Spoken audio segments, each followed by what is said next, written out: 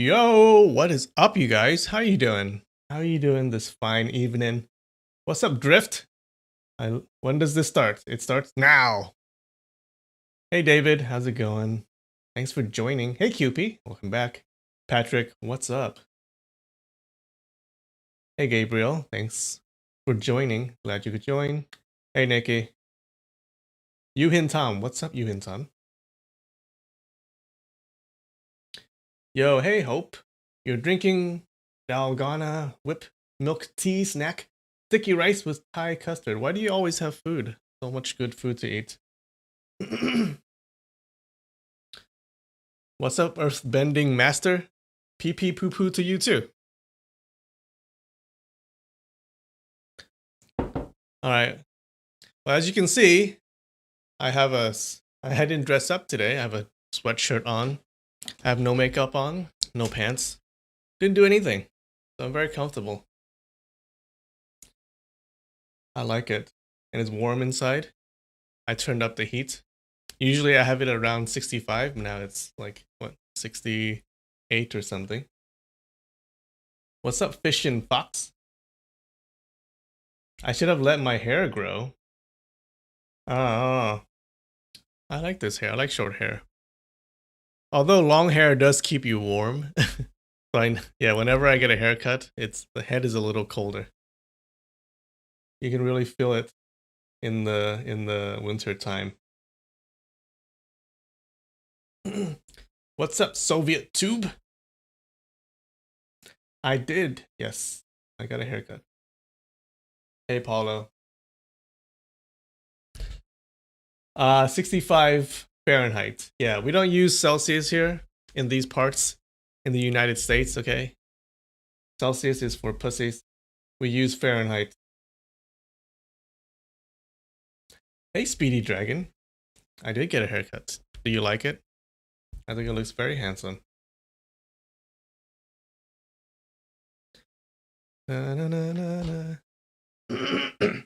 I finally finished my Christmas shopping, thank God.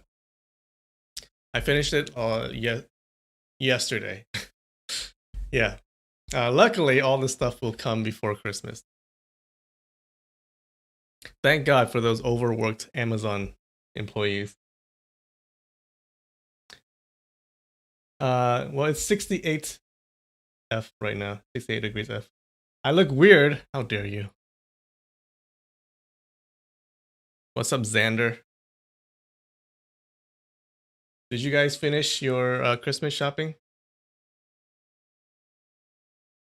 Oh, Speedy Dragon, I did not get you anything. Didn't I give you cookies before? Speedy Dragon is my friend in real life. Didn't I give you something like a couple weeks before? Like cookies that I baked myself?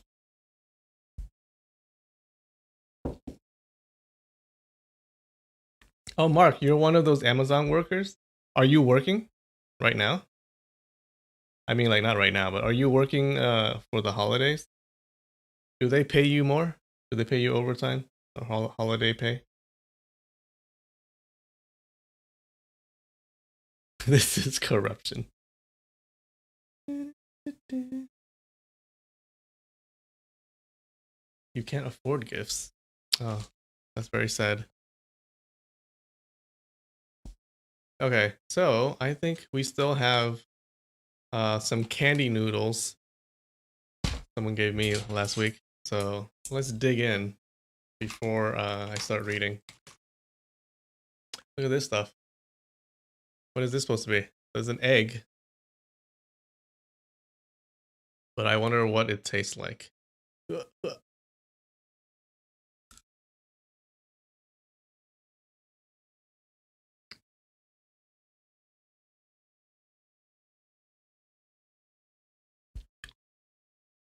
The orange part is definitely orange. I don't know what the white part is. It's just generically sweet.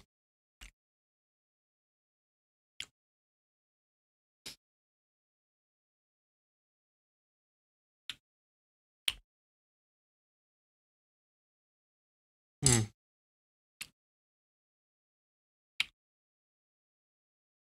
There's a lot of chewing.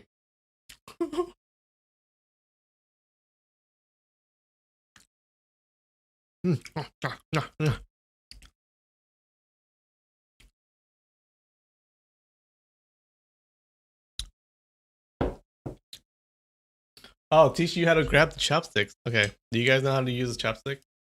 It's very easy. But I think I do it wrong. There are several ways to do it. My friends have told me that I hold it not the standard way.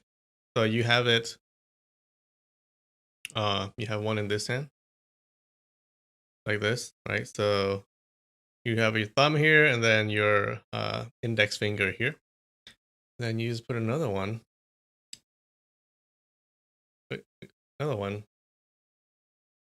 down here, I think. Yeah, like that. And then you just, can the camera see? And you just hold it up and down like this. Yeah, that's my way of doing it. But then I think there's another way. I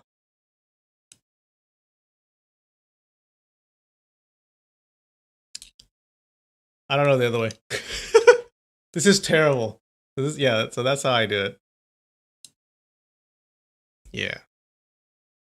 They have these training things, so I think you can get them somewhere where you have these clips on the back, and then it'll help you hold the chopstick.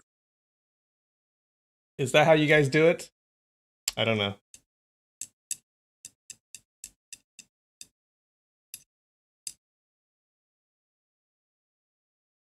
You just gotta practice.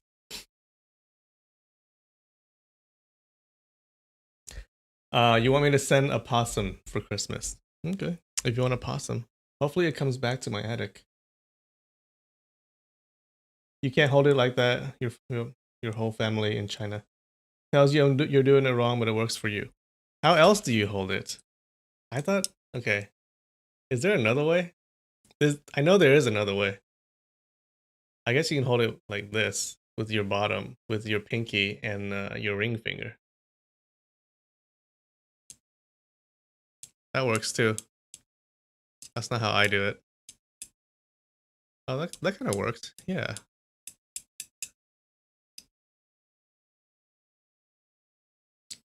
You can see my skull. How is my skull? Does it look good? Hmm? I wonder what I look like if I just shave it all. You gotta have a good head shape. I don't even know what my head shape is because I've never shaved it.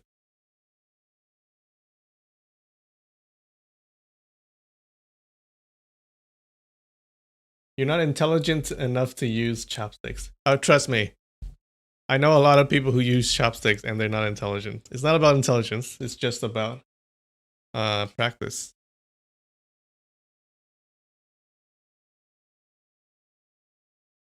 Okay, I have another thing. Let's see if I can pick up these. These are soft. So these are kind of mochi puffs, right? Mochi puffs. They're soft, so let's see if I can do it. Oh, look at that. I am an expert. These are really good.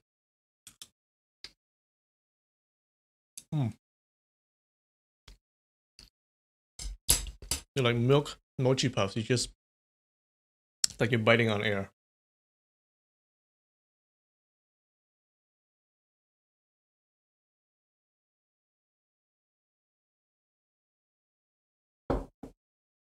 It is a good skull. Thank you so much.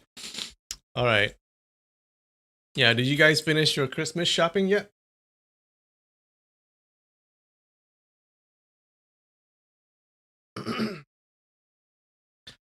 Thank God I finished. Okay. Let's get started. So remember, we're on chapter 27? No, chapter 14, part 2. And if you guys say, some people have been asking for the previous episodes.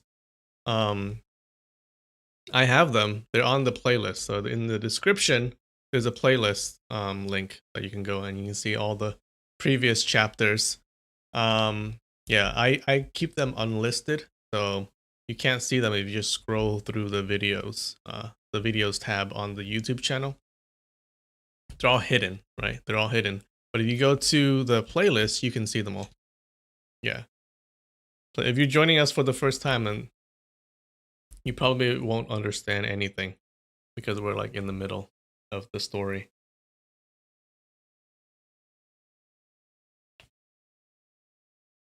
Hey, Gaming with Joe, how are you doing? You're so excited.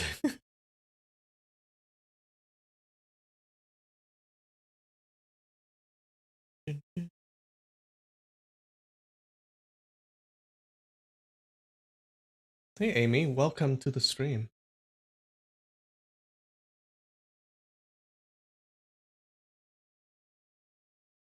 Chopsticks are too hard to use for ramen soup. No, it's not. How else would you eat ramen? Like with forks? That's weird. I think that's harder to eat, no? Alright, anyways. Let's do this. So last week, what happened last week, okay? Let's recap. So last week, our group of people from the Haishan school, okay? The master and our main character, Ling Hu Chong, and all the rest of the students, they came to the city of Kaifeng. Alright, and here the master and the master wife, they meet the Peach Valley 6 fairies again, okay? And they're as usual, they're arguing and stuff like that. And then they go off somewhere, and then the master and master wife follow them to a place, and this is where we're introduced to the killer doctor, Ping One Finger. Okay, so Ping One Finger is very well known in this universe, very well known in the martial arts world. He is a guy. He's the doctor who can cure anyone. Okay, but he has a very particular stipulation that if he cures a person, he needs to kill another person to balance it out. Okay. Also, if he kills a person, he needs to cure another person, right? Just to balance the life and deaths out. But he's really good, and looks like he's trying to fix his patient, who is the fruit fairy.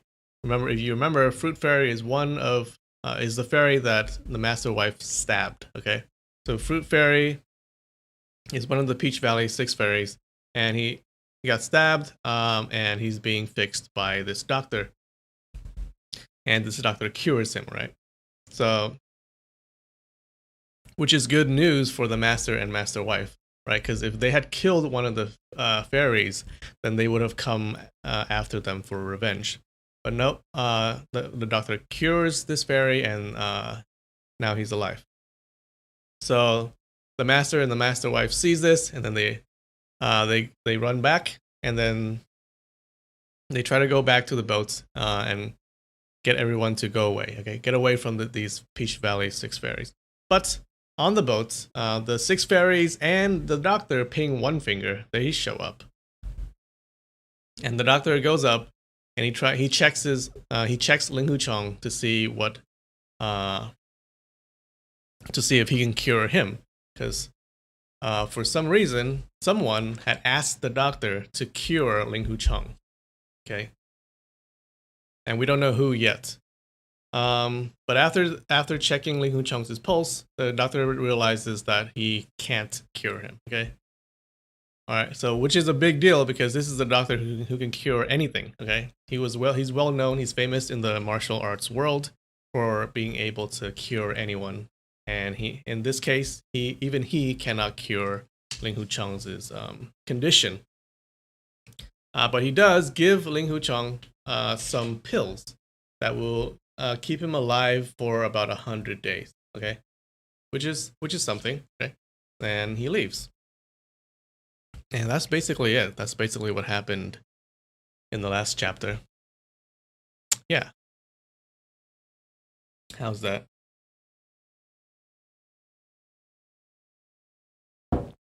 Oh, excuse me. Infamy OnlyFans when? I'll think about it. I'll think about it. I'll think about an OnlyFans.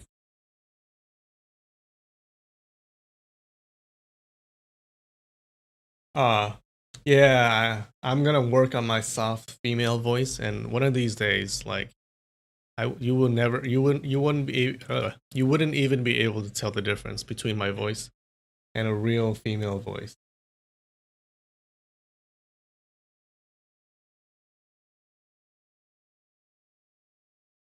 Well, I can't cosplay that monk, no commandment, because he's super buff and big, and I'm small and tiny.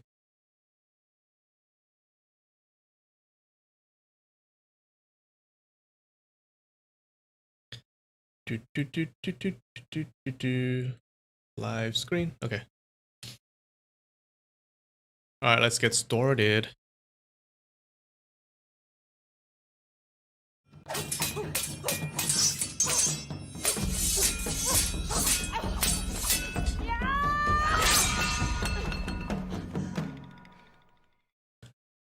I think we got to start like before.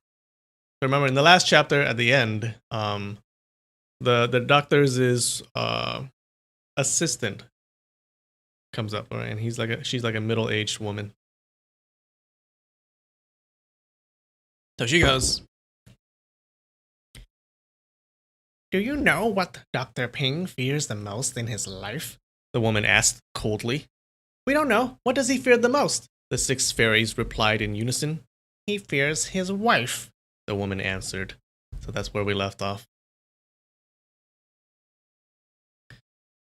All right. "We thought he feared nothing at all. Who would have thought he actually fears his wife?" Oh my god. The Peach Valley six fairies laughed so hard that they almost laughed their heads off. "What's so funny? I am his wife," the woman said in a chilling tone. Instantly, the Peach Valley six fairies shut themselves up. "He never dare disobey my orders," the woman continued. "If I want anyone dead, that person will be the one he tells you to kill." "Yes, yes, may we ask you who you want dead, Mrs. Ping?" the Peach Valley six fairies asked in unison.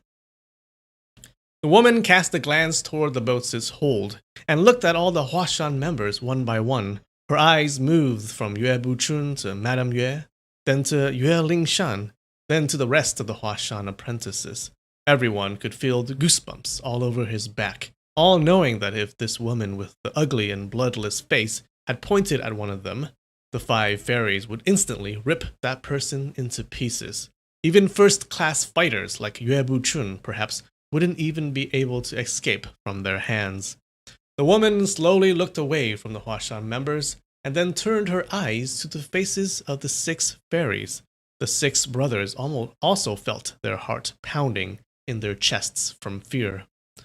"Ah," the woman let out a sound, and the six fairies immediately answered, "Yes, yes."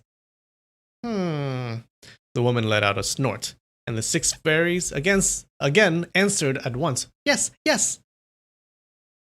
"I haven't thought of whom I want dead," the woman finally said. "But Dr. Ping says that there's a young master, Ling Hu Chong, on the boat who he respects very much. You must wait upon him until he dies. Whatever he tells you to do, you will do it for him, with no exceptions. Do you hear me?"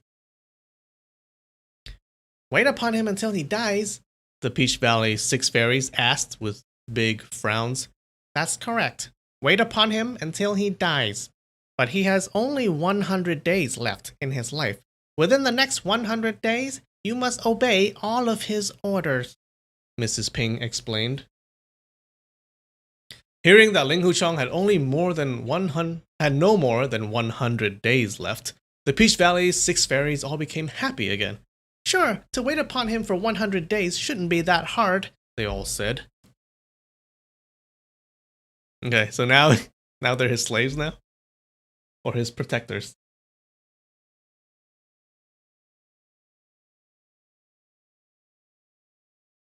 Hmm.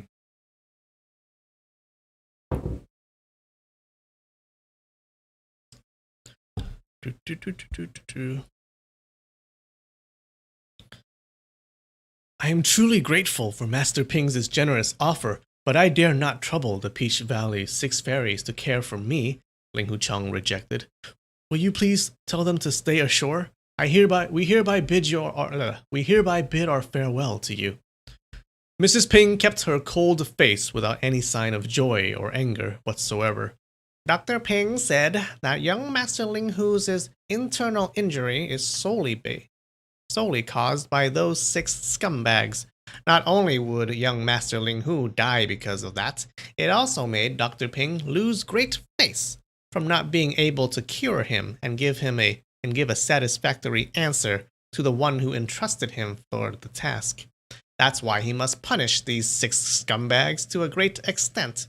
Dr. Ping had planned to ask them to kill one of their brothers following their own oath, but he decided to show mercy and only asked them to wait upon young Master Ling Hu. She paused for a moment and then continued. If these 6 scumbags do not follow young Master Ling Hu's commands, and Dr. Ping hears about it, he promises to kill one of them immediately. Since Brother Ling Hu's injury was caused by us, it's really nothing that we wait upon him for a while. A true man knows when to pay back a favor and when to settle a score, Flower Fairy declared. A true man is willing to sacrifice himself for the sake of friendship, much less waiting upon his injuries, Branch Fairy added. My wounds also need someone to wait upon, so I'll wait upon him and he will wait upon me. Back and forth. It's good for the both of us, Fruit Fairy followed. Not mentioning that we can all only wait upon him for a limited 100 days. How short it is, Trunk Fairy joined in. Root Fairy smacked his own thigh loudly and said, even in the old days, people could travel 1,000 miles to help at the news of their friends' trouble. For us 6 brothers, did we ever hesitate to jump in troubles and help the needed? Mrs. Ping shot a glance of disdain toward the 6 fairies and then simply walked away. Branch Fairy and Trunk Fairy lifted the stretcher and leapt on board. Root Fairy and the rest of the fairies all followed. Then 6 voices shouted simultaneously, Start the sail! Start the sail!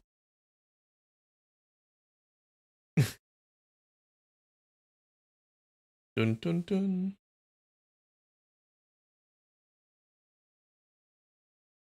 By then, Ling Hucheng knew that for sure they wouldn't be able to keep the 6 fairies from going together with them. So he said, 6 fairy brothers, I can let you come together with us, but you must show good manners to my master and master wife. This is my first order. If you don't do as I say, then I don't want you to wait upon me. We, the Peach Valley 6 fairies, have always been refined and courteous gentlemen. Everybody knows that. We will even show respects to our apprentice. To your apprentice or your grand apprentice, much less your master and master wife, Leaf Fairy replied. Hearing that he had called himself a refined and courteous gentleman, Ling Hucheng found himself greatly amused. He turned to Yue Buchun and said, Master, these 6 fairy brothers would like to board our boat and sail east with us. Do you think it's all right? Yue Buchun pondered. It seemed that, at least for now, these 6 wouldn't make things difficult for the Huashan school. With everybody else on the same boat, they still remained a serious hidden danger. But it was probably impossible to drive them away under the current circumstance. Fortunately, these 6 men appeared to be mentally deranged, despite the outstanding kung fu skills they possessed, so it wouldn't be entirely impossible to contain them by strategy. At that thought, he nodded. All right. I guess they can take the boat with us if they insist, but I prefer a quiet life and would not want to listen to them argue back and forth non-stop. You've said it wrong, Mr. Yue, Branch Fairy argued. Why do you think a person is born with a mouth? Other than eating, this mouth is also used to talk. And how about the 2 ears? Of course they are used to listen to people talking. If you prefer a quiet life, then you are really letting the almighty creator down for giving you a mouth and 2 ears. Yep, he has a point. Yue Buchun knew too well that if he had argued back when the other 5 brothers' 5 mouths all joined in, that would be like opening a can of worms and there would be no end to it. He couldn't beat them in a physical fight, nor would he be able to beat them in a word fight, so he simply let out a slight smile and then said, Boatmen, set sail.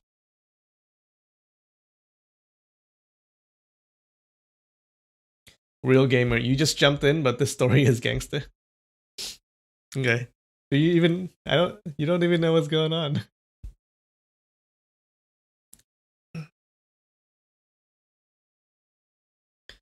Mr. Yue, didn't you just open your mouth to tell the boatman to set sail? If you really prefer a quiet life, you should have signaled him to set sail with a gesture. Leaf Fairy joined in. The boatman is at the back of the boat, and Mr. Yue is here in the middle section. If he had signaled yet the boatman couldn't see him, then it would still be useless. Trunk Fairy disagreed. Couldn't he have walked to the back of the boat and then signaled this gesture? Root Fairy suggested.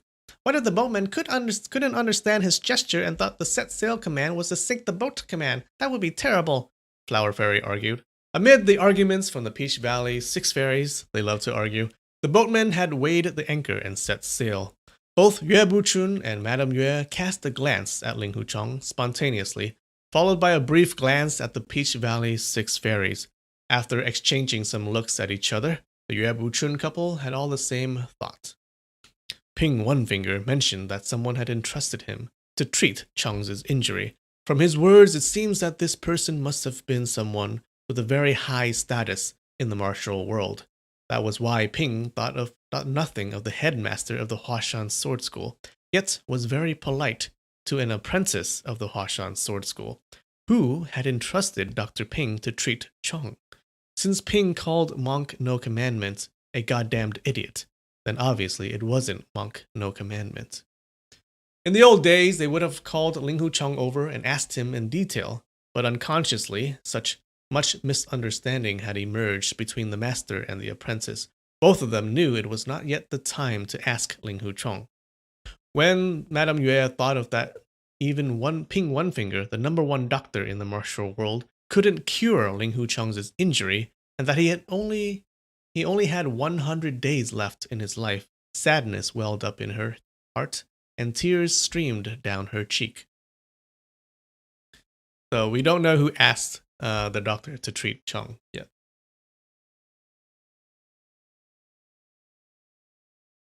Trunk Fairy sounds like Drunk Fairy. He does sound drunk. They all sound drunk, actually.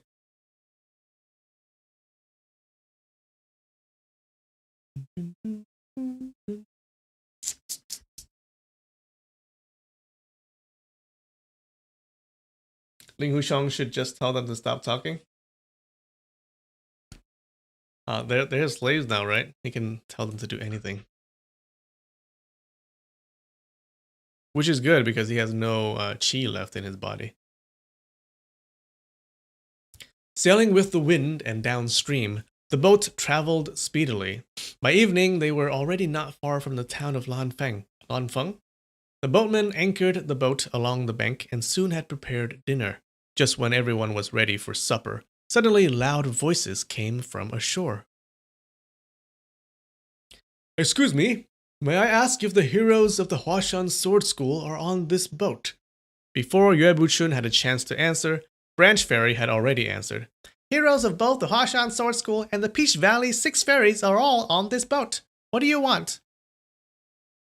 Great, great. We have been waiting here for an entire day and night. Hurry, hurry up. Take those over. The man replied gleefully. Over a dozen hefty-looking men walked out from a straw mat shed, falling into 2 lines, each with a red lacquered small case in his hands. An empty-handed man in a blue robe walked by the boat and bowed down. Our superior was very concerned when he heard that young hero Ling Hu was not feeling well. Damn, another young hero Ling Hu guy. Everyone respects Ling Huchong for some reason.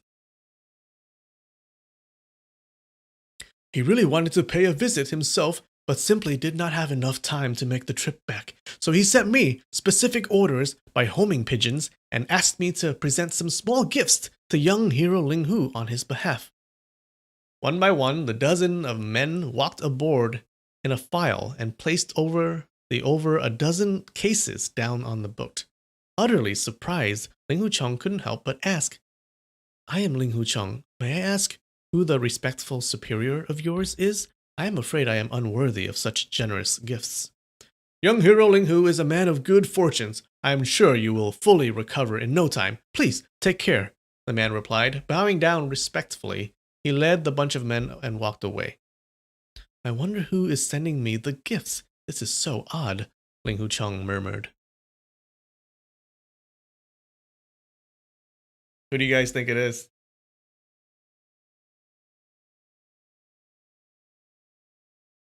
You think Granny is young and ordering the servants? Hmm. The master is going to be so jealous now. He does seem kind of jealous.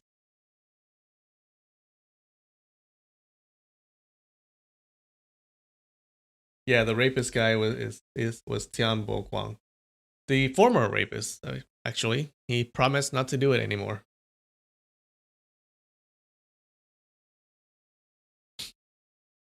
The Peach Valley's 5 fairies could no longer hold their patience.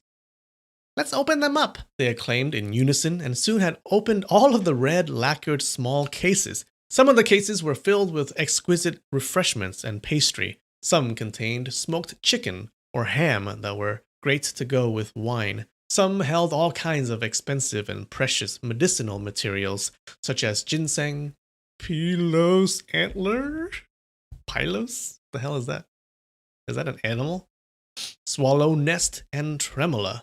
The last 2 cases were filled with small gold and silver ingots, apparently for Ling Hucheng to use along his trip.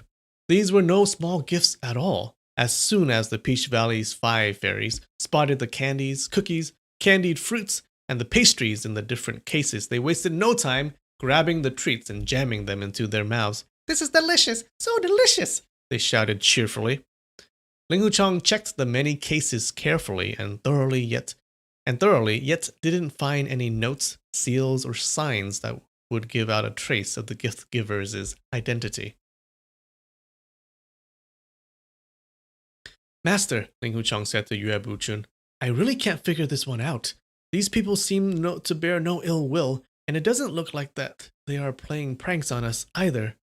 Having said those words, he put some of the treats in front of his master and master wife respectfully, before distributing the rest of them to his apprentice brothers and sisters. Yue Buchun cast a glance at the Peach Valley's 6 fairies. They all had some of the treats, and none of them had any abnormal reactions from the food. It seemed that the food was not poisoned. So he asked Ling Hucheng, Do you have any martial friends living in this area? No, Ling Hucheng shook his head after he pondered for a moment. Sounds of hoofbeats suddenly rose. 8 riders dashed toward them along the river. Someone shouted among the riders, Is young hero Ling Hu of the Huashan Sword School over there? Another guy, what the fuck? Yes, he's over here. What good stuff have you brought with you? The Peach Valley 6 fairies shouted cheerfully. Our chief heard that young hero Ling Hu had come to the town of Lanfeng.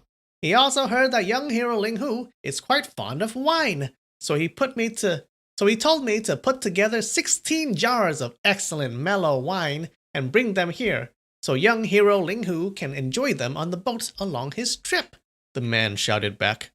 Soon the 8 riders had arrived, and sure enough, each saddle atop the horsebacks had 2 wine jars hanging from it. And on the wine jars, some wrote, Best quality royal wine. Some wrote, High grade fun wine. And some others wrote, Shaoxing, red wine. These 16 jars of wine turned out to have contained 16 different types of wine. In Ling Hucheng's mind, there was nothing else that could have been a better gift than these great wines. He hurried to the bow of the boat and then cupped his hands to salute. Wow, 16 jars. He must be really happy.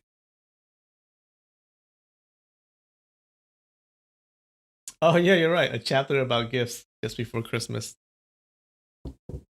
Did I plan that? Did I? No, I didn't. Please forgive my ignorance. Will you please tell me the name of your respectful clan? And what is your respectful name? Our chief specifically told us again and again not to mention the name of our clan to young hero Ling Hu. He said that these are only very humble gifts. It's embarrassing enough. Why embarrass ourselves even more by mentioning our names? The man answered with a grin. He waved a signal to his companions, and all the riders carried the many wine jars onto the boat. So it looks like they're hiding their identities from everyone, okay? Yue Buchun gazed at the 8 men from within the boat's hold. Every one of them was vigorous and nimble. Carrying 1 wine jar in each hand, they leapt aboard easily. None of the 8 had any outstanding kung fu skills, and it was obvious that they were all from different kung fu schools. They must have been telling the truth when they said they were members of a clan. After sending the 16 jars of wine aboard, the 8 men bowed to Ling Hu Chong, jumped back onto their horses, and soon faded into the night.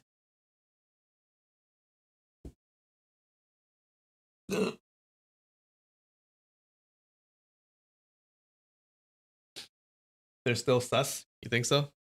Wait, who is sus? The fairies or the people giving gifts? Master, how strange this is. I wonder who is playing a joke with me and sent me this many jars of wine, Ling Hu Chong grinned. Could it be Tian Bo Guang? Or could it be Monk No Commandment? Yue Bu Chun murmured. Right, Ling Hu Chong replied. Those two tend to do things the odd way. Who knows, it might be them behind all these. Hey, Peach Valley 6 Fairies, we have so much great wine here. Aren't you going to have some? Of course, of course. We don't see any reason not to, the Peach Valley 6 Fairies agreed wholeheartedly. Roots Fairy and Trunk Fairy each picked up a jar.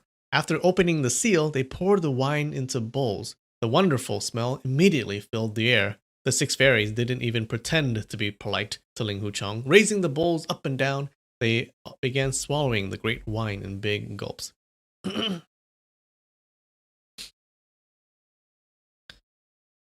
Did he just tell them to drink it first so to make sure that they're not poisoned? Maybe. He told them to drink it first before giving it to his master. Ling Hu Chong also filled a bowl with wine and took it to Yue Bu Chun. Master, please have some. This wine is not bad indeed. Yue Bu Chun slightly frowned and hummed. Master, Lao Denois joined in.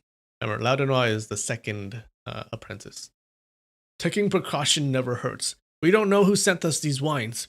Who knows if there's anything odd in these wines? Yue Bu Chun nodded in agreement. Zhong, we better be careful. But once the wonderful smell of high-quality wine had gone into Ling Hu Chong's nose, he could no longer hold his craving. I won't be living much longer anyway. There's no difference for me, whether the wine was poisoned or not, he said with a grin. Raising the bowl up with both hands, he couldn't help it. Ling Hu Chong poured all the wine in the bowl into his mouth and swallowed them in big gulps. Great wine! Fabulous! He praised. Suddenly a voice came from ashore. Someone also praised loudly. Great wine! Fabulous!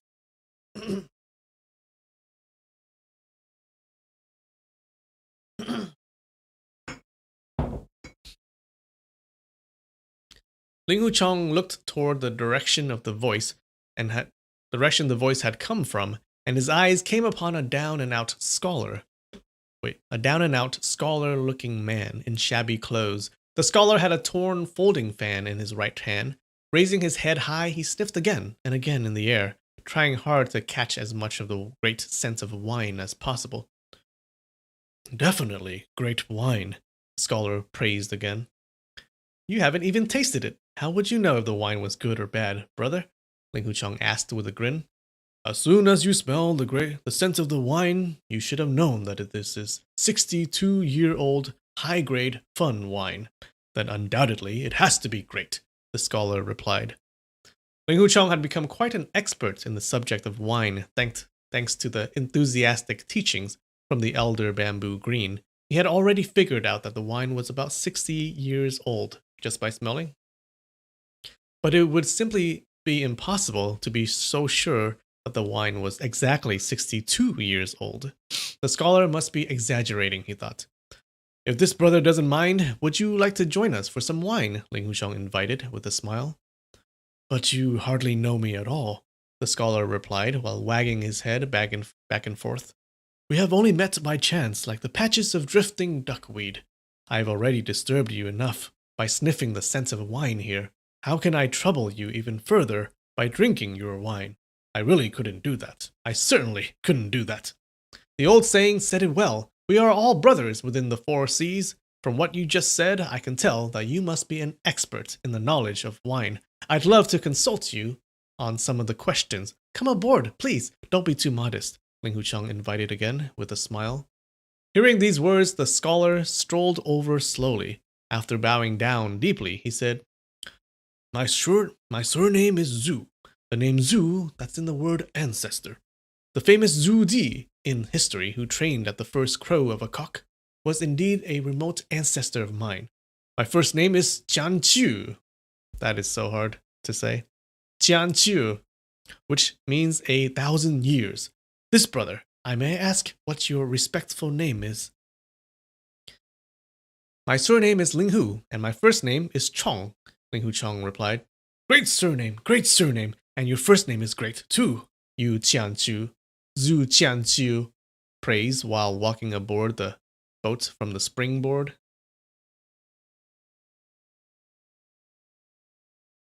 Ling Hu Chong was amused. Just because I am inviting him for some wine, even my name is now a better name. Go figure, he couldn't help thinking. He filled a bowl with wine and then handed the bowl to Zhu Qianqiu. Here you go, enjoy, he said. Zhu Qianqiu was a man in his 50s. He had a sallow face, a pair of listless eyes, and a brandy nose. Sparse beard occupied the lower half of his face. The front of his garment had many oil stains. When he extended his hands out, filth could be clearly seen under the fingernails of all his 10 fingers. He was a thin man, yet had a big belly that was totally out of proportion. Seeing that Ling Hu Chong had handed over the bowl of wine, Zhu Qianqiu didn't take it from him right away. Brother Ling Hu, although you have great wines, yet you don't have any good vessels of wine. What a great pity that is, he exclaimed. We are in the middle of a trip and only have a few rough bowls and cups. Mr. Zhu, you'll just have to make do without them. No, you'll just have to make do with them, Ling Hu Chong replied. No way, no way.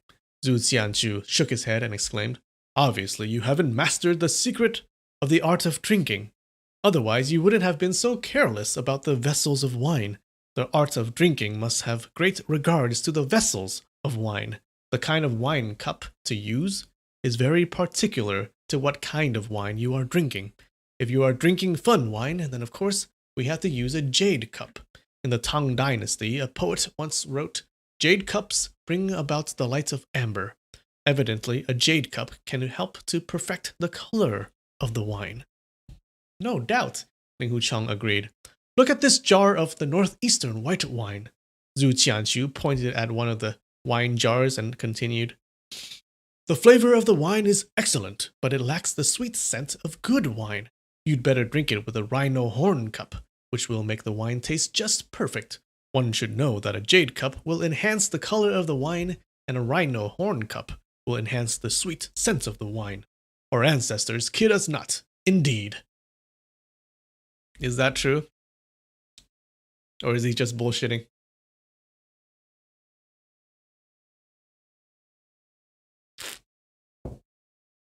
Back at Luoyang, Ling Hu Chong had listened to Elder Bamboo Green teaching and explaining the subject of wine and had mastered a great deal of knowledge about the origin, the smell, the method of winemaking, and storing procedures of the many kinds of famous wines. Yet he knew nothing about the wine vessels.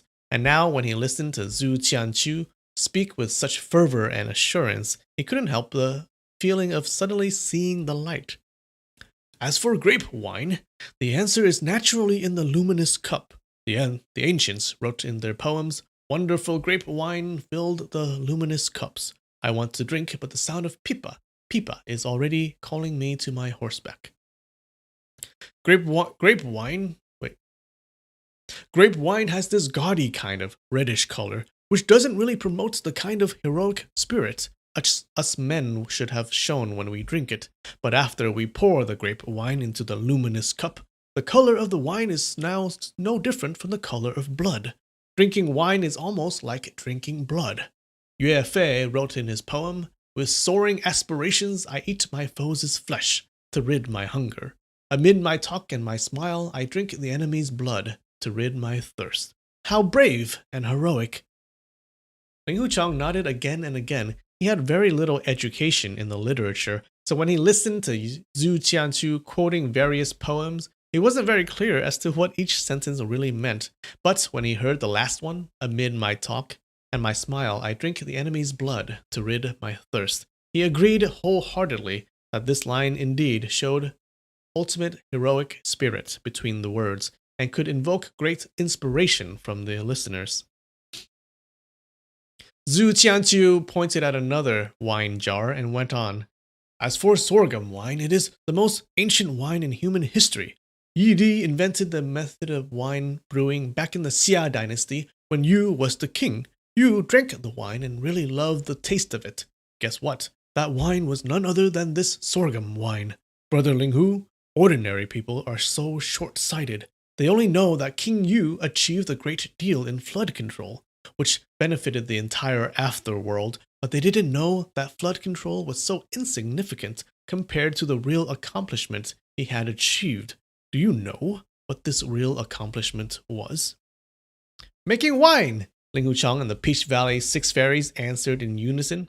Precisely, Zhu Qianqiu confirmed, and all 8 of them laughed out loud. To drink the sorghum wine, only a bronze jue can bring out the ancient meaning of it, Zhu Qianqiu continued. I'm guessing that's some kind of cup. And as for the rice wine, even though first-class rice wine has a fairer taste, it lacks the appropriate amount of sweetness and seems to be thin and weak. We ought to drink it with big ladlers to show the lofty quality. I am just a man from the wilderness. I had no idea that the relationship between wine and wine vessels actually calls for such careful study, Ling Huchang said.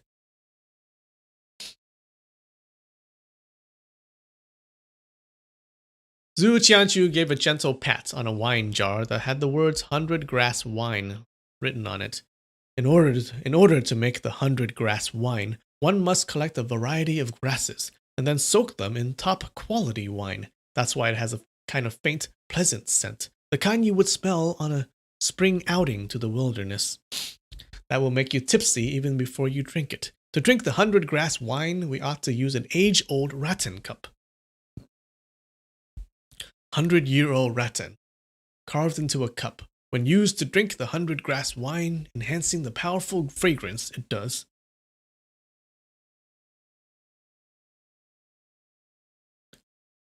"100-year-old rattan, that had to be precious," Ling Huchang commented. Brother Linghu, you said it wrong. Zhu Qianqiu disagreed with a stern countenance. Compared to the 100-year-old rattan, 100-year-old wine is even more precious. To think about it, you can just go to a remote mountain area if you want to look for a 100-year-old rattan, but in regard to the 100-year-old wine, everybody wants to drink it. After you drink it, it's gone. Yet even after you drink 1,000 times using the age-old rattan cup, the cup is still there. Nothing less, nothing more. What is he talking about? You are absolutely right. I am so very ignorant. Thank you for the advice, Ling Huchang replied. Throughout the entire time, Yue Buchun had paid great attention to Zhu Qianqiu's every single word. He could tell that Zhu was definitely exaggerating, yet his words seemed reasonable. Seeing how Branch Fairy, Trunk Fairy, and the rest of the fairies pick up the jar of 100 grass wine and splash it all over the table when they poured it, as if it was just some kind of cheap wine, even though Yue Buchun was not fond of drinking, he could still smell the pure and nice aroma of the wine assailing his nostrils. He knew that the wine must have been top quality, and it was such a pity for the Peach Valley Six Fairies to abuse it like that. And to drink the Shaoxing red wine, we ought to use an ancient china cup, Zhu Qianqiu went on explaining, and it would be better to use a china cup from the Northern Song Dynasty. A china cup from the Southern Song Dynasty would be alright, but it certainly has the sign of waning. As for china cups from the Yuan Dynasty, they are inevitably uncouth. And for the pear blossom wine, of course it has to be the emerald cup. Bai Juyi wrote in his poem Spring View of Hangzhou, the red sleeves of the silk weaving girls reflected the persimmon leaves, and the emerald green flag of the wine shop sets off the pear blossom wine. Think about it. The wine shop in Hangzhou was selling the pear blossom wine, and they had an emerald green flag hanging outside, which set off the pear blossom wine wonderfully. Then to drink the pear blossom wine, of course, we have to use an emerald cup. And to drink the jade dew wine, it ought to be the glaze cup. There are many bubbles in the jade dew wine, and only by drinking it with a crystal glazed cup can we appreciate the beauty of it. Tut tut tut! Aren't you just blowing your own trumpet? A girl's voice suddenly rose. It was Yue Lingshan, who also made a face while speaking. Lingshan, don't be rude. What Mr. Zhu said was very reasonable, Yue Buchun admonished.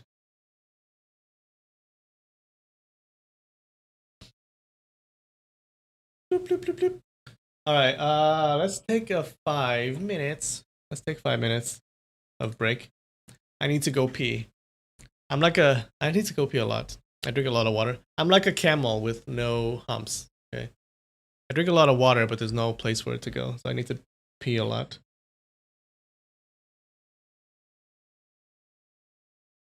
All right, give me 5 minutes, guys. Be right back.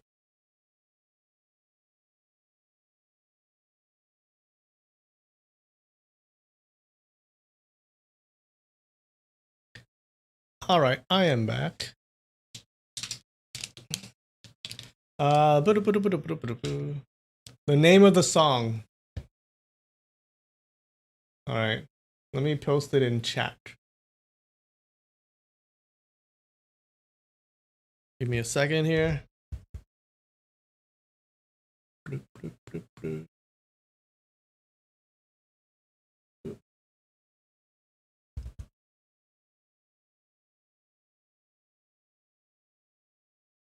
Come on.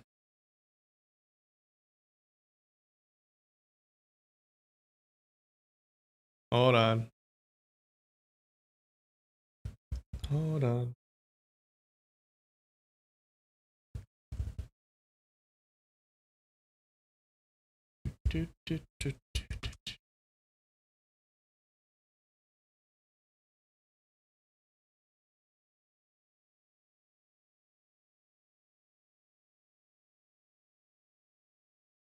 There you go.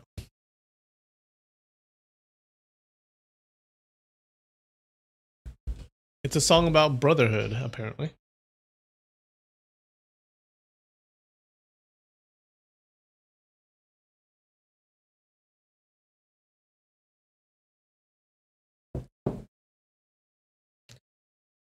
Why does my pee break take 5 minutes? I didn't just pee. I stood up and did other stuff. Got some water. Did a little stretching. All right, let's eat this. Look at this. This is from my box, my free Boxu box that they gave me for because I did their advertisement. Hokkaido white raspberry. I wonder. Yep, I haven't opened this yet, so let's see what's inside. Oh shit. Am I gonna make a mess? Ooh, what is this? Some kind of cracker, maybe? With the raspberry? Alright.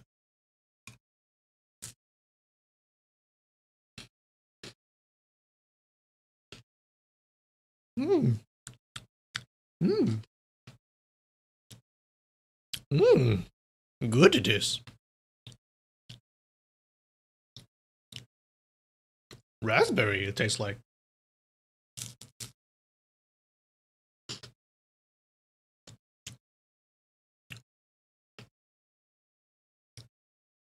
Look inside. It's like crackers. Mm.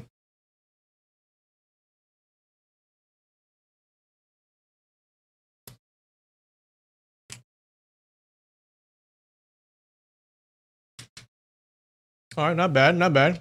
It's pretty good. Hokkaido white raspberry.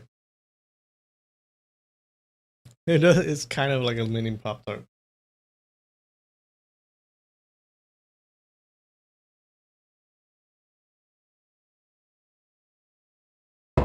You don't think he shake? I do. You don't think I shake it after peeing?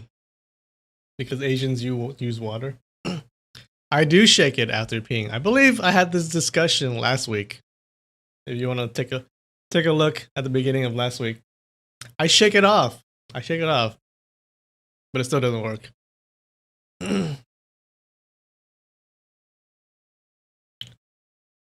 Mochi puffs.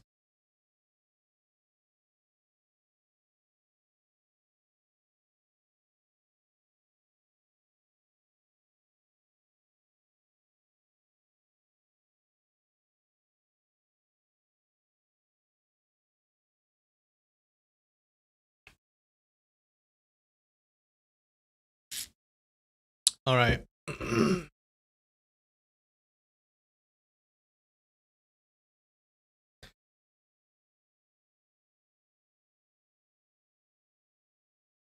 You don't shake yours?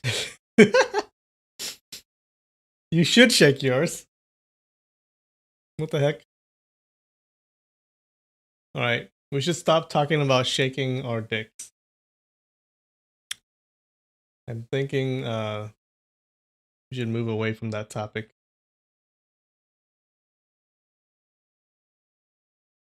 Where are we?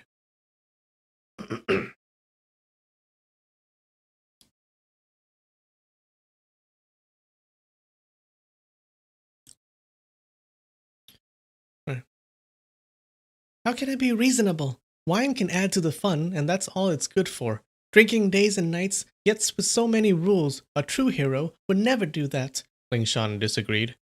Miss, you said it wrong. Zhu Qianzhu wagged his head back and forth.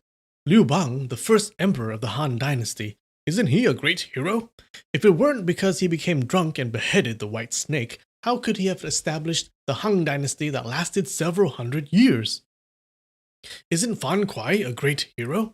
That day in the banquet of Hongman, General Fan sliced the meat on his shield and drank the wine using a big ladler. Isn't that the true display of heroic spirits? Mr. Zhu, you know these are top quality wines, and you just mentioned that heroes also love drinking. Then how come you are not drinking? Ling Hucheng asked with a grin. I've said it earlier. I've said it earlier. Without appropriate wine vessels, we would just be abusing these great wines, Zhu Qianzhu answered. You are really boasting in the most fantastic terms when you talked about the Emerald Cup, Luminous Cup, and whatever else, Trunk Fairy mocked. Where are you going to find cups like that? Even if those cups do exist, there's probably only one or two apiece. Who's able to collect all of them? An elegant gentleman who has poetic temperament, who cares about savoring the great taste of wine, would of course have them. The way you guys drink is like cows or donkeys drinking out of a manger. Then of course any kind of coarse cups or bowls would do for you. Zhu Qianzhu mocked back. Are you an elegant gentleman? Leaf Fairy challenged. Well, not too much, yet not too little. I do possess some quality of an elegant gentleman, Zhu Qianzhu answered. Leaf Fairy burst into loud laughter. Then the kind of wine cups you just described for these 8 kinds of wine, how many do you have with you? He asked. Well, not too many, yet not too few. I do have one for each kind, Zhu Qianzhu answered. Braggart, braggart, the Peach Valley 6 fairies shouted in unison. How about a bet? Root Fairy suggested. If you have these 8 kinds of wine cups with you, I'll eat them, one by one. What if you don't have them? What's that going to be? Then I'll eat all these wine cups and bowls here on the table, one by one, also as a forfeit. Zhu Qianzhu vowed. Oh wow. Wonderful, wonderful. Let's see how he's going to... The Peach Valley 6 fairies all cheered. But before they even finished their sentence, Zhu Qianzhu had already reached into his chest pocket and took out a wine cup. Tender and smooth, it turned out to be a jade cup. Greatly astonished, the 6 fairies swallowed the rest of the sentence back down their throats. Staring at Zhu Qianzhu in shock, they watched him taking out one wine cup after another continuously. Oh, he's sure showing them. Among them were indeed the Emerald Cup, the Rhino Horn Cup, the age-old Rattan Cup, the Bronze Jue, the Luminous Cup, the Glaze Cup, and the Ancient China Cup. After taking out these 8 wine cups, Zhu Qianzhu didn't stop and kept taking out more and more wine cups. There were the shining golden cup, the exquisitely carved silver cup, and the multicolored and naturally patterned stone cup. Furthermore, there were the ivory cup, the tiger tooth cup, the cowskin cup, the bamboo tube cup, the rosewood cup, and so on and so on. Some were large and some were small. Each looked different from the other ones. Everybody was dumbstruck. Neither had expected that the poor and pedantic scholar had so many wine cups hidden in his chest pocket. What about it? Zhu Qianqiu asked the root fairy in a perky voice. Root Fairy's face saddened. Uh-oh. I lost. Fine, I'll eat 8 wine cups, he said. Picking up the age-old rattan. Oh shit, he's eating his cups. He's eating his, precious cups. Picking up the age-old rattan cup, Root Fairy bit it hard. Crack! The cup broke into 2. He stuck the smaller half into his mouth, and after some loud chewing and crunching, he swallowed the pieces down his throat. Nobody had expected him to really eat the wine cup, and within seconds he had already swallowed down half of the wine cup. Everyone gasped in astonishment. Extending his arm out, Root Fairy reached for the rhino horn cup this time. Suddenly, Zhu Qianqiu whisked with his left hand and struck toward Root Fairy's wrist. Root Fairy dropped his right hand slightly and then grabbed back at Zhu Qianqiu's wrist to counter. But Zhu Qianqiu flicked his middle finger swiftly toward Root Fairy's palm. Stunned, Root Fairy drew his arm back. Don't you want me to eat them? He asked. I give up. You surely have got the fortitude. Let's just say you have already eaten all the 8 wine cups. I'd rather keep my cups, Zhu Qianqiu replied. Everybody laughed at these words. He's basically Doraemon, yeah. That's funny.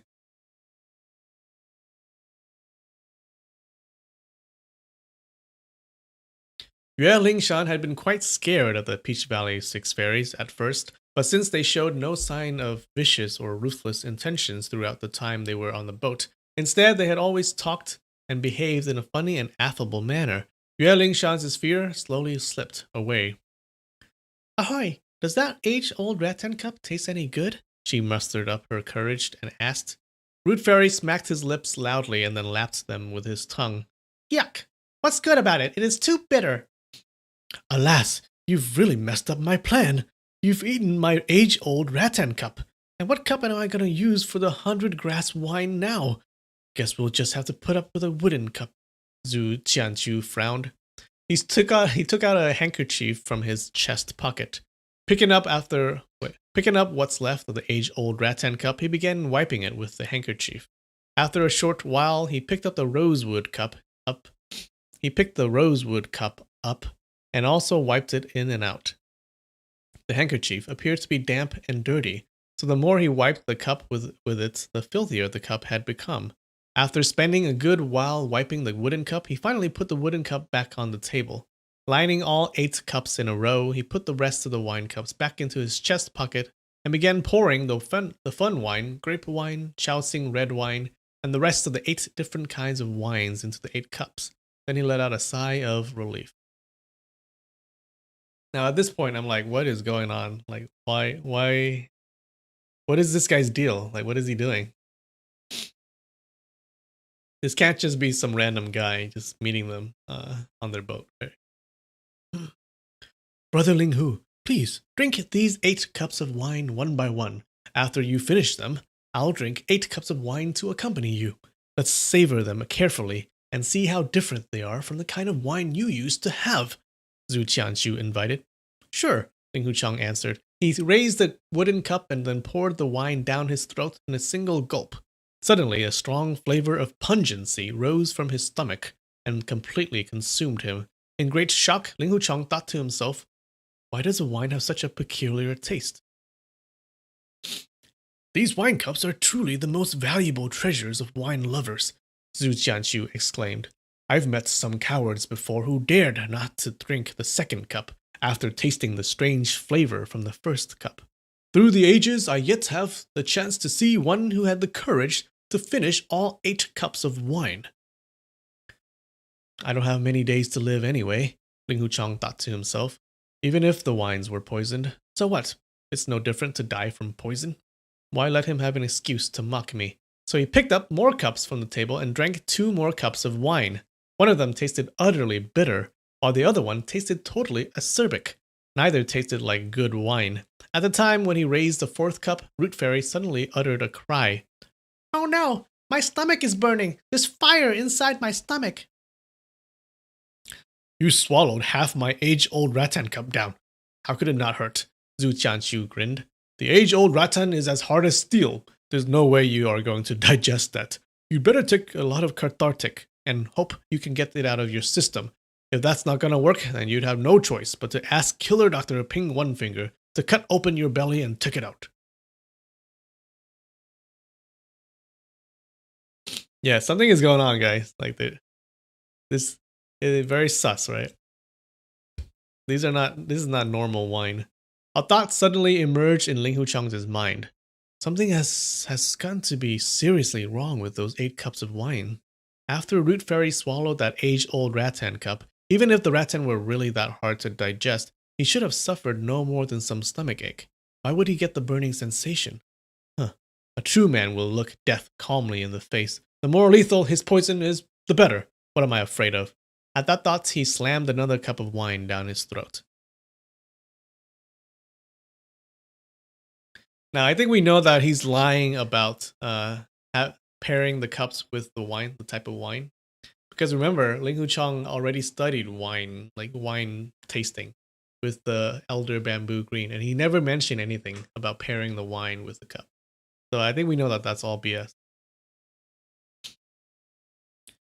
Big Apprentice brother, don't drink any more of those wines.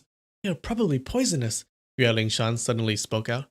But you blinded all those people with your sword. Better be careful. It's very likely that they would plot against you, for revenge. This mister here is a man of the forthright kind. I am sure he won't be plotting against me, Ling Huchang said, as a sad smile flashed across his lips. Deep in his heart, he actually wished that the wines were poisonous, so that they would kill him right after he drank them. Would little apprentice sister feel the slightest sorrow when she sees my dying body right in front of her eyes?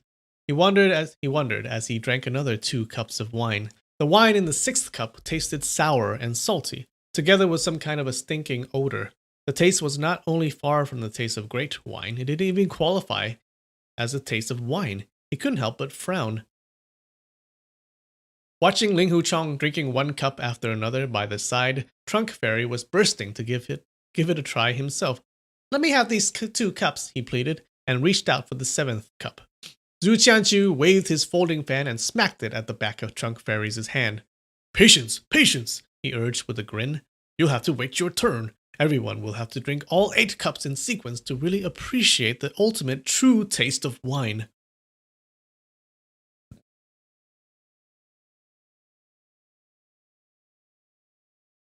The cowhide cup is probably a little rotted. This is very sus. Trunk Fairy could tell that the smack from Zhu Qianqiu's folding fan had carried a tremendous amount of force. If it had landed on the target squarely, the force probably wasn't powerful enough to smash his bones. Flipping his palm over, he grabbed at the folding fan and shouted at the same time, I'd rather drink this one first. What are you going to do about it? Zhu Qianqiu's folding fan had been folded into the shape of a short stick, but when Trunk Fairy's hand was just about to touch the fan, it suddenly opened up abruptly, and the edge of the fan shot swiftly toward Trunk Fairy's index finger. That caught Trunk Fairy by complete surprise. He drew his hand back hastily and the shot barely missed his finger, but the numbness still came from his index finger as the force carried by the fan swept by. Crying out loud in shock, he took a step back. Brother Linghu, hurry up with those 2 last cups of wine, Zhu Qianqiu urged hurriedly. Giving it no more thoughts, Ling Huchang also drank up the last 2 cups of wine. Neither of the 2 cups of wine had that stinking odor, but one was so spicy that it almost felt as if someone was slicing Ling Huchang's throat with a knife, while the other one had a very strong smell of herbal medicine. How could these be called wine when their flavors were even stronger than the strongest medicinal herb in the world? Seeing the strange expression on Ling Huchang's face, the Peach Valley 6 fairies burst with curiosity. How does it taste after you drink all 8 cups? They asked eagerly. 8 cups all together? Taste the ultimate wonder of the heaven That's recorded in ancient scripts. Zhu Qianqiu rushed to answer before Ling Hucheng had a chance. That's baloney. What ancient scripts? Trunk Fairy rebuffed. All of a sudden, 4 shadows leapt forward, and each grabbed onto one of Zhu Qianqiu's limbs. Nobody had a clue as to what kind of signal Trunk Fairy must have given out that had prompted the sudden attack. The techniques of the 6 fairies were lightning fast, yet utterly strange. When they suddenly charged at Zhu Qianqiu completely out of the blue, even though Zhu Qianqiu had excellent kung fu skills himself, he still couldn't escape. Within a fraction of a second, the Peach Valley's 6 fairies had already lifted Zhu Qianqiu off the ground by his 4 limbs. Having witnessed the terrifying scene when the Peach Valley 6 fairies ripped Chang Buyo into pieces, members of the Huashan school couldn't help but cry in terror. In the split second, an idea flashed by Zhu Qianqiu's mind like a lightning. He shouted out loudly, "The wine is poisonous! Don't you want the antidote?" The 4 fairies that grabbed onto Zhu Qianqiu's 4 limbs all had quite some wine. All at the words, "the wine is poisoned," they all seized with surprise. That brief hesitation from the 4 fairies was exactly what Zhu Qianqiu needed. "Farts! Farts!" he cried out loudly. The 4 fairies only felt that something all of a sudden started to slip away from their grips. A loud exploding sound followed immediately after. The next thing they know was that a big hole suddenly emerged in the boat's matte roofing, and Zhu Qianqiu had escaped through the opening. Both Root Fairy and Branch Fairy found themselves empty-handed, while the Flower Fairy had a stinking sock and Leaf Fairy had a stinking and muddy shoe in their hands. The Peach Valley's 5 fairies also moved speedily. Everyone on the boat only saw a blur, and the 5 had already leapt ashore. But Zhu Qianqiu seemed to have vanished into thin air. Just when the 5 fairies were about to chase after him using their Qinggong techniques, they heard somebody yelling from the far end of the street. "Zhu Qianqiu, you goddamn rascal! Give me back my pills! If any pills is missing, I'll rip all your tendons out and skin you alive!" The man yelled loudly as he dashed closer. Hearing someone trashing Zhu Qianqiu like that, the 5 fairies felt great satisfaction and all decided to give up the chase, so they could take a good look at this man who would truly deserve to be called a friend. Standing still, all 5 of them stared toward the newcomer curiously.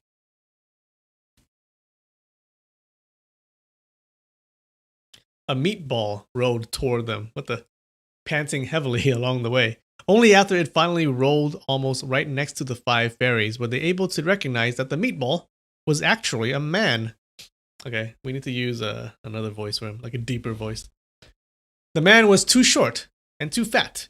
It would be even generous to call him a human. He had no neck. His broad and oblate-shaped head just sat on his shoulders directly, as if somebody had smashed his head with a hammer at the time when he was born, which squashed his head down and stretched his cheeks, mouth, and nose horizontally.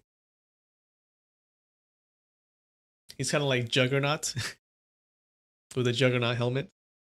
No one could help but laugh inwardly, thinking that Ping One Finger is also a short fatty, but he would certainly pale into insignificance. But he would certainly pale into insignificance by comparison with this fellow. That's a bad sentence. Ping One Finger was short with an ultra-broad shoulder, but this man also had ultra-thick chest and back, and on top of that, his arms and legs were so short as if he only had the lower arm but without the upper arm and the belly without the underbelly. The man walked in front of the boat with arms akimbo, and then asked arrogantly as if he had the ultimate seniority. "Where is that Zhu Qianqiu, the dirty rascal, hiding?" "That dirty rascal ran away. He surely runs fast. I bet you won't be able to catch up with him rolling so slowly like that," Root Fairy answered with a grin. The man shot a glare at Root Fairy with his small and circular eyes and let out a grunt. But suddenly he started yelling again. "My pills! My pills!" Giving the ground a hard stamp, the meatball sprang onto the boat and then rolled into the boat's hold. He first sniffed around a little before picking up an empty wine cup on the table and then put it next to his nose to breathe in. Suddenly, his complexion changed dramatically. Not very complimentary to start with. Now, after the change, his face had transformed into something completely grotesque and impossible to describe in words. Apparently, his grievance had reached the extreme. He picked the rest of the 7 cups up, one after another, and gave each one a good snuffle before murmuring, "My pills!" After he said "my pills" 8 times, the sorrow on his face looked so sad that no one could even bear to look into his face. He suddenly flopped down onto the floor and burst into loud cries.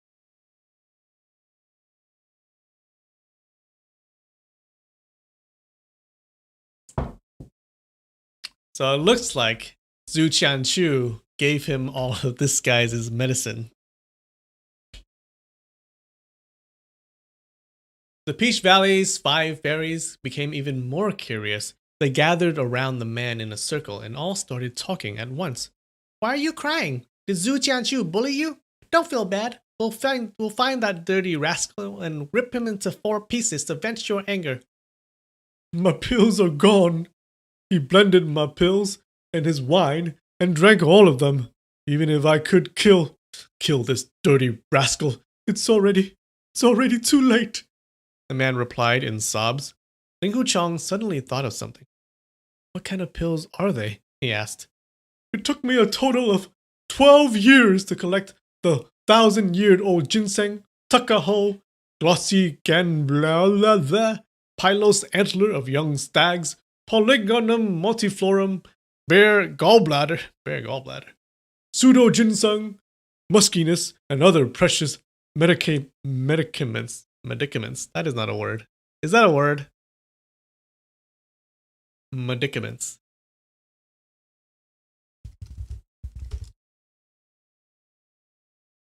Apparently that is a word.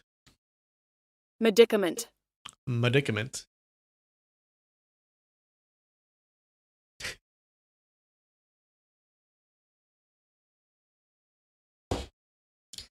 Then after 9 steps of brazing and 9 times of solarization, I was able to finally refine those life-extending 8 pills that had the power of bringing the dying back to life. But who had expected that goddamn Zhu Qianchu would steal them from me and blend them in the wine for a drink? He shed some more tears. Ling Huchong was astonished. "Do these 8 pills of yours taste the same?" he asked. Oh Yash, did you guess that? Did you guess that it was medicine? That's cool.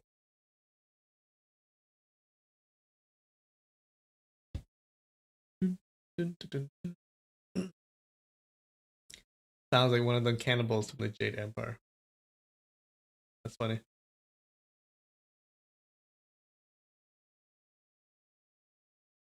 QP refrains from making crude jokes.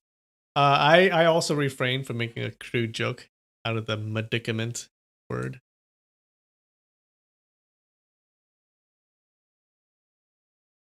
"Of course not. Some had a stinking odor, some tasted extremely bitter, some were so spicy that you'd almost feel like a knife had just slit your throat, and some had a strong flavor of pungency, so strong that you'd think you were on fire. And if anyone takes the life-extending 8 pills, then no matter how bad his internal wounds or external wounds are, for sure he would come back to life," the man explained. "Oh no!" Ling Huchang cried as he struck his thigh with his palm. "That Zhu Qianchu stole your life-extending 8 pills, but he didn't take them himself. Instead... Instead what?" the man asked. "Instead, he blended them in the wine and then fooled me into drinking all of them down. I had no idea that the wine had contained precious medicinal pills. I actually thought that he had poison in the wine," Ling Huchang replied. "Poison in the wine? Poison my ass," the man cursed in fury. "Did you really take my life-extending 8 pills?" he asked, his eyes blazing. "Zhu Qianchu filled 8 cups with good wines for me to drink. Some did taste very bitter, some did have a terrible odor, some surely felt like somebody slit my throat, and some did have a burning sensation. But to be very honest with you, I didn't see any pills at all," Ling Huchong explained. The man shot a nasty glare toward Ling Huchong, and his fat face twitched again and again.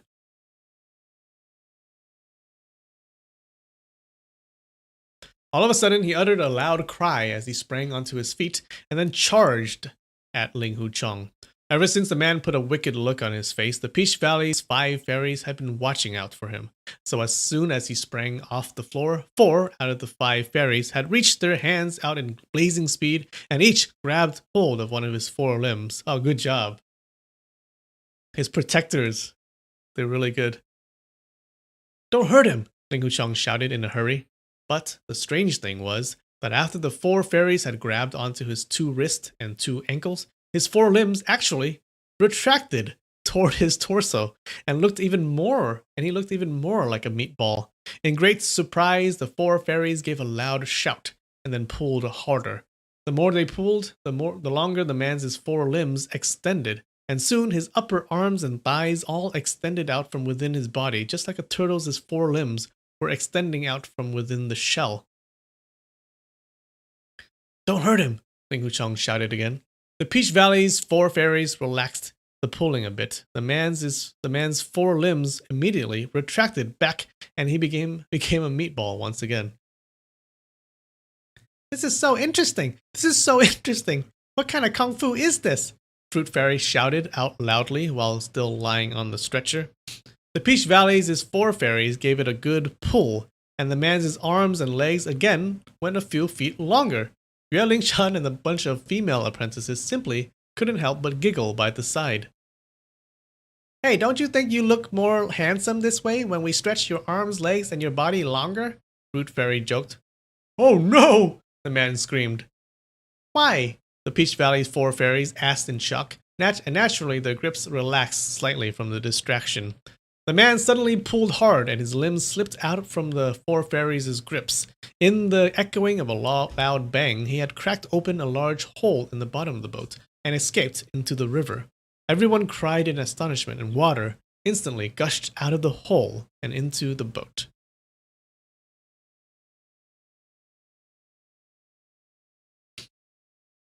He's a real son of a turtle.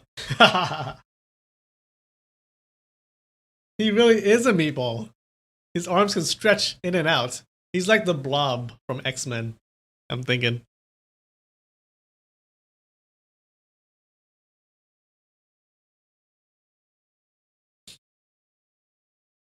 Get the luggage and jump ashore, Yue Buchun shouted the order. The hole on the bottom of the boat was about 4 feet long and 4 feet wide. Water gushed in very quickly, and only moments later, the water in the boat's cabin had already risen to knees high. Fortunately, the boat was next to the bank, and everyone made it ashore safely. Watching the boat sink slowly under the water, the boatmen didn't know what to do, and only froze there looking dreadfully worried. Don't be troubled. How much is your boat worth? We'll pay you double that, Ling Hu Chong comforted him. In the meantime, he was deeply puzzled. Wait, I have never met Zhu Qianchu before. Wait. Who's talking? It's the boatman, right? I have never met Zhu Qianchu before. No. Oh, no, Ling Hu Chong is talking. I have never met Zhu Qianchu before. Why would he steal these precious medicinal pills and then trick me into taking them? He tried to slightly redirect his inner energy. A warm feeling rose from his lower stomach, but the 8th energy stream still roamed around inside him uncontrollably. So I didn't cure that. Lao Dunois found another boat to hire and directed people to load the luggage onto the boat. Ling Hu Chong took out a few of the silver ingots, the ones he had received earlier and had no clue as to who they had come from, and then gave them to the boatman who had lost the boat. Yue Buchun found himself full of unease at what had happened. It seemed that there were simply too many eccentrics around here. None of the people who had visited had been very frank with them, and accidents just kept happening one after another. It would be the best for them to leave this troubled place as soon as possible. But since it was completely dark already, and it would be too risky to sail in the torrential river at night, he had to temporarily hold on to that thought and rested in the boat for the night. And as regard to the Peach Valley 6 fairies, having failed twice to secure their prisoners and letting Zhu Qianchu and the Meatball Man escape one after another, they certainly had a hard time. This was something that had never happened to them before. So, being the Peach Valley six fairies, the six brothers kept blowing their own trumpet and tried hard to purify themselves from the incidents. After some great efforts and still failing to justify themselves, very unhappily they drank some wine and finally went to bed themselves. All right. How was that? That was so weird. That was so weird. So Zhu Qianchu gave him medicine that he stole from this fat dude, this meatball man. And then before that, a lot of people were like giving him gifts and stuff. So they're treating him very well, right? They're treating him like he's some sort of special person, and we don't know why. Right? Why do you guys think that that's happening? It's getting surreal. It's getting really weird. That guy is the Blob from X-Men. That's what I'm picturing in my head.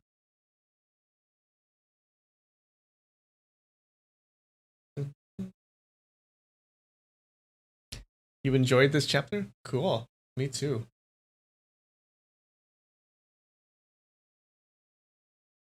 Yeah, what is going on? It's very weird.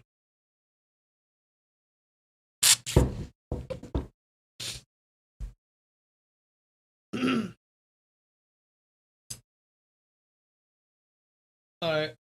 We're almost done. Take a drink. Are you guys doing anything for Christmas? I'm just having a small dinner with my parents and my brother. Just like we did for Thanksgiving this year.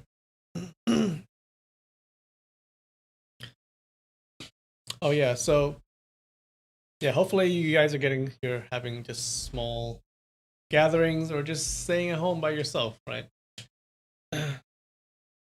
Yeah, the vaccine is out for COVID, so I guess we should be all getting it next year or at the end of next year, hopefully.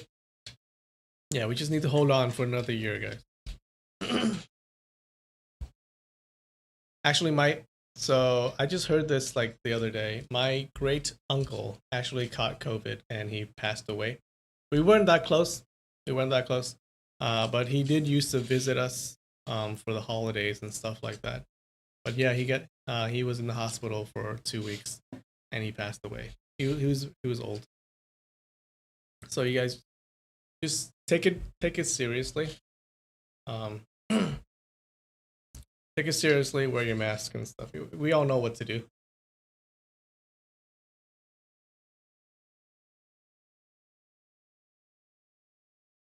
This is definitely one of the oddest and funniest chapter. It is. It is. For Christmas, you're sitting in the corner depressed. Oh no. Yeah. Hold on. Just hold on for another year.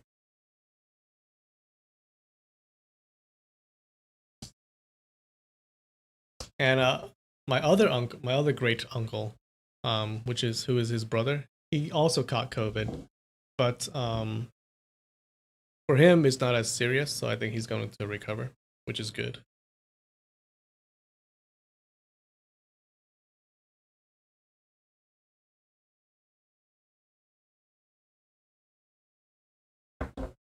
Oh no, one of your coworkers' mom just passed.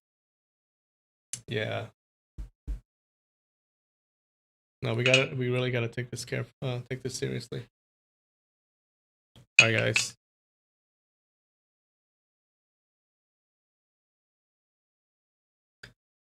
Next time we see each other is after Christmas, right? All right, so Merry Christmas, Happy Holidays, cheers.